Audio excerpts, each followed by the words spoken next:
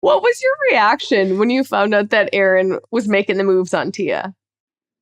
So Tia and I, there's no hard feelings there, because I think Tia and I both were aware that we were kind of fizzling out at that point, and the rose that she gave me was more of, I won't call it a friendship rose, but just an acknowledgement of, yes, I know you're here for the right reasons.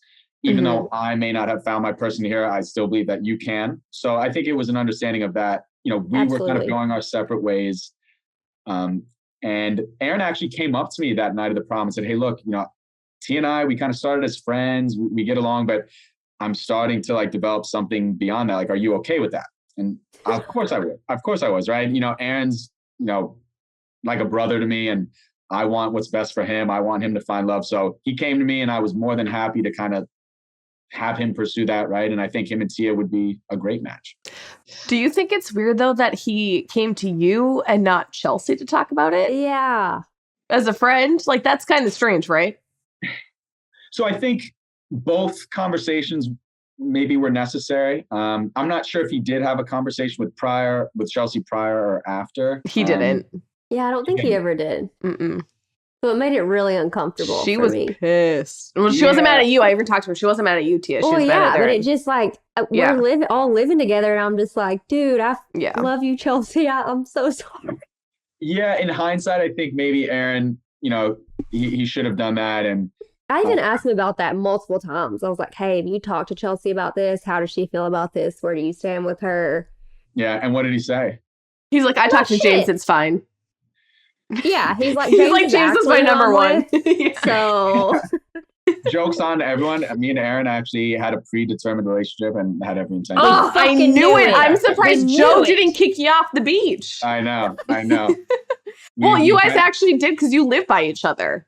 Oh, yeah, we live down the street. I mean, Aaron, I swear, I met him on Katie's season. We talk about this all the time, how without each other on Paradise, we both probably would have crashed and burned, because to have that person to just kind of go and vent out to, and, have that friendship at the end of the night where you can just unwind and de-stress. I probably would have lost my mind without him there. So having him there was definitely kind of a nice safety net to have. I'm glad someone found love.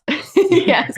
Wait, okay, James, I have a question for you, because this is something that caught my ear yesterday when I was listening, but I think it definitely had to do when Aaron and Ivan were arguing and getting into it the day before the rose ceremony. You made a comment to him when you guys were chatting, basically along the lines of I've always got your back. You're my best friend here. And I don't remember what exact words you used, so don't exactly quote me on this, but you said something like, whether you're right or you're wrong, I'll always have your back. But which I was intrigued by, because if one of your best friends is in the wrong, wouldn't you call them out regardless and be like, hey, dude, I love you. You're my guy, but you're in the wrong here. And so I was wondering about that I wanted to ask you today. Yeah.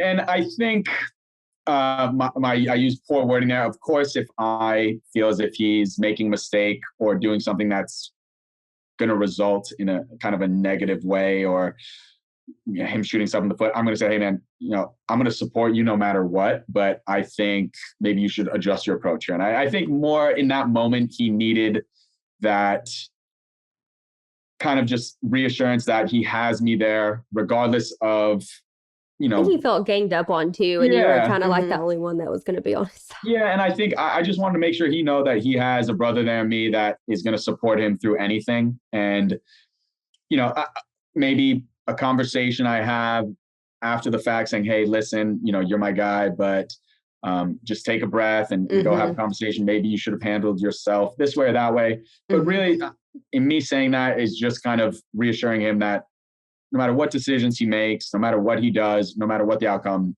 I'm going to support him and see him. Yeah, he's not alone.